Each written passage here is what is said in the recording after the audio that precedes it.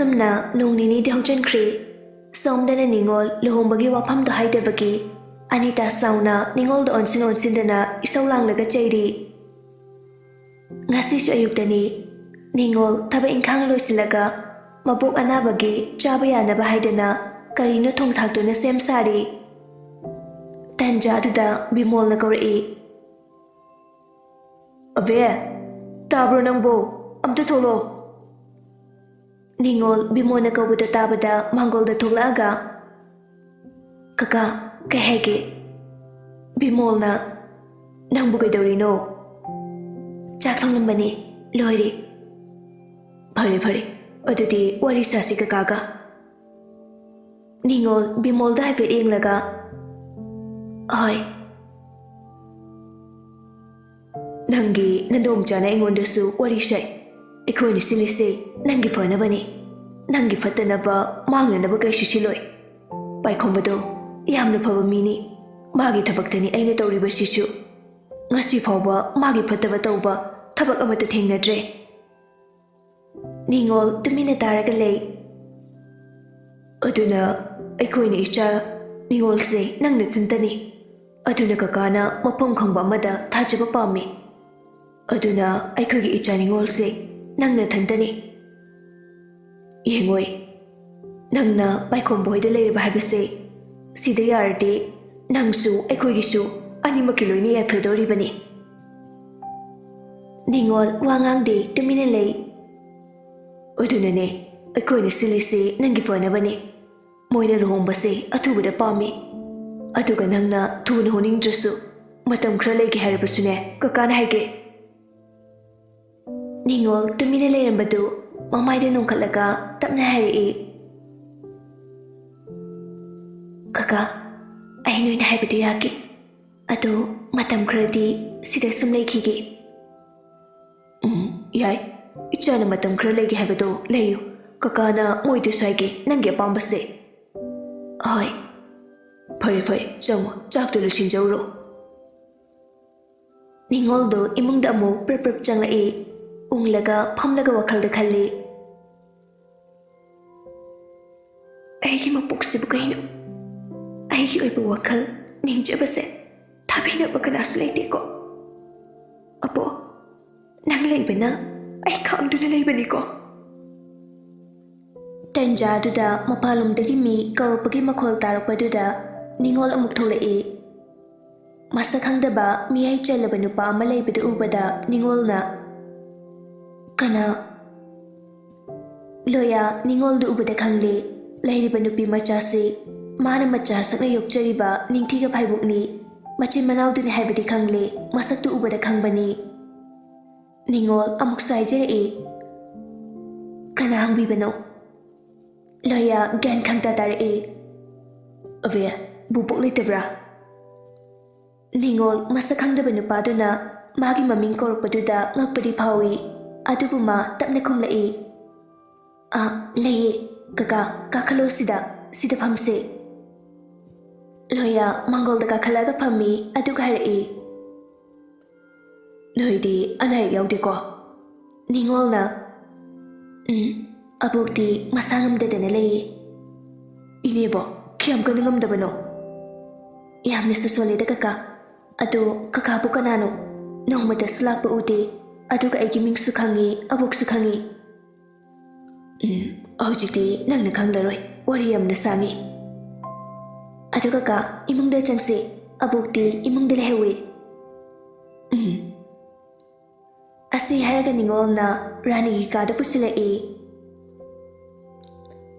rani gi masaktu ubada loya nungaitaba phawi matam amma mana lakpadadi rani yamna kalli adubu hojikti yamna solaga phibam sokna leirambadudha nungaitaba phauchai ningolna abo rani usilamba mamito pangtholai abo tu abu unaba kakamala asi haraga yenghalli rani loya ubada ngakna kauri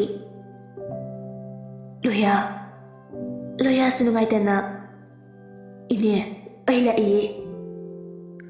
suthoi chalo nang babagi chalo lo hai Asi haraga ningol thokri Rani tapna Asuk kuiba matamse Nawana pau amata tatraga Aduga hausikna Loyana Chume Asuk kuiba matam kaishu arudraga Ngasi inegi naktala iye Nangna ngasi thazadana Aigi naktala pasidi Kari hainingbano Ineda Isu nupidudi chawamlani Anahekti yaudeko Loya mapira jena Ine Aina ngasi inegi manaktala ise Inegi na isu nupi Aigi na icha nupi ningtido Hauji aruba laina amana naduna Pamungde yataduna leire Aha Isu ningtibo Aruba laina na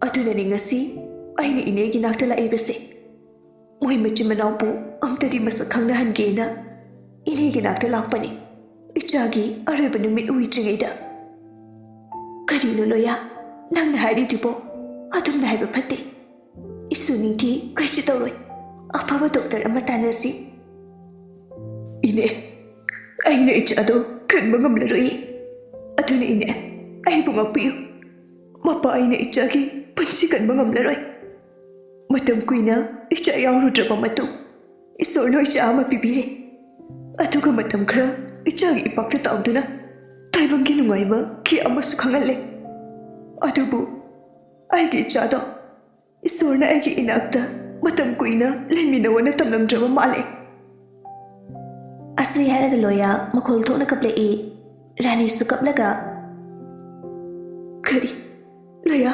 Kari no nangna hari dubo Ngasi nangna aigi inakta la isi Sigi pauksi tambagi roha Asukui ba matam dudana Isugi mawa mapaw amata taba pangandraga Aduga ngasi Kari no ha Ngasi aina tariba pause Ine Ayam wari Ichagi matawdi yung magamdre Lo Aikot puna lewarasi isi Ichabi su Puna ay iniga puna lawala ini Loya Aduga wari se Ichabi ito sukhangalasi Masu wari singse Ay kangan mapami Haujik lo tuna tambagi Kana ba kayo silaitre Lote Wari pumba Isu tulo ina kangbani Isu toina matam chuppada hangduna laibani Ay wari pumba loina kangan kre Kangan kre pa Atidi ma soitan ay haiba wada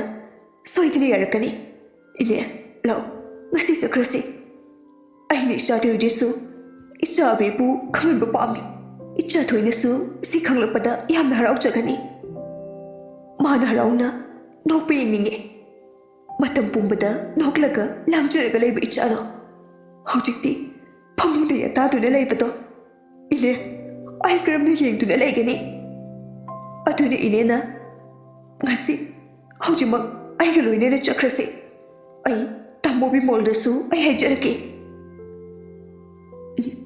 Chalo Isutoy puraga Adubu aydi mapamsida Nangi abe tilapado ngairaga lairamge Nati Iniga puna chakadabani Loya Ini isu lang pangaramge Nang isu toy ka chalo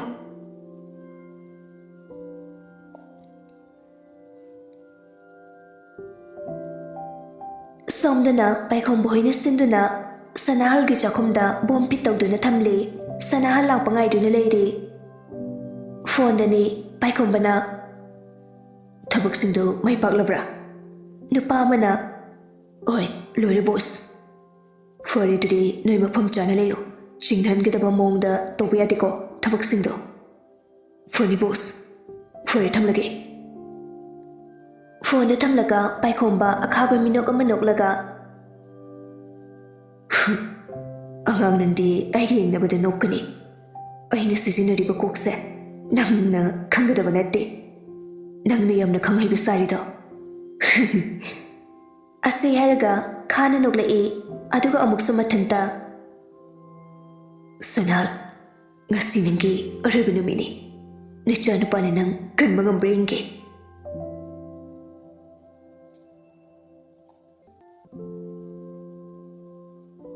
Somdana Grishan, Ningti Hoida, Tomtinga Punala Ami. Anita Punna, Gategi Chalakpada, Ningti, Mangoli Sofa to the Famlagalami. Grison, Changsilagatapnakori. Ningti. Ningti su, Omaidale Nunkale. Ningti Ubada, Grishan, Punganga E. Asuktelaba Matamsida, Ningti, Hanagi Ningti Oramdre, Yamtina Kenaramle. Grishan, Ningti ki masak matau du ubada, Mani Ningti da, Sounding Lambadu, Nungaitaba Madi, Pakat Papower Ammi. Grishan Tapna. Ningti.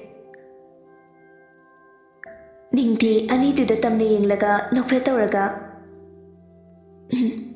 Nailairo. Lao, Karo. Tenjada Mama Pantuisu, Mila Pagimacol Taki Badu the Tugla E. Tomtinga, Grishan go Baduda, Pantoina. Ibungo, Nahini Lairo. Grishan Kumde, Ningti Lagale, Tomtina Kumla E. Oh, Mama, Laine. Lao, Karo Sida. Asi Hanaga, Nupani do Karketa Ubada, Grishan gi pocket Yauriva, Phone the Cola E. Grishan su, Loktok Laga Goldo, Sat Pakali. Hek Pakat Paga, Grishan Pakatna. Ah! Ausi. Tomtin Pat on Toraklaga. Kidore. Amuksu Tomtina. Kidorge. Grishanna. Bye. Next to the Lermo. I hospital da. Wado Heveloidena, Ningti the Happy Maga Gento Cree. Aduga Mana, Gate Mapayaropada. Gate to Mapalum the Hangdore E.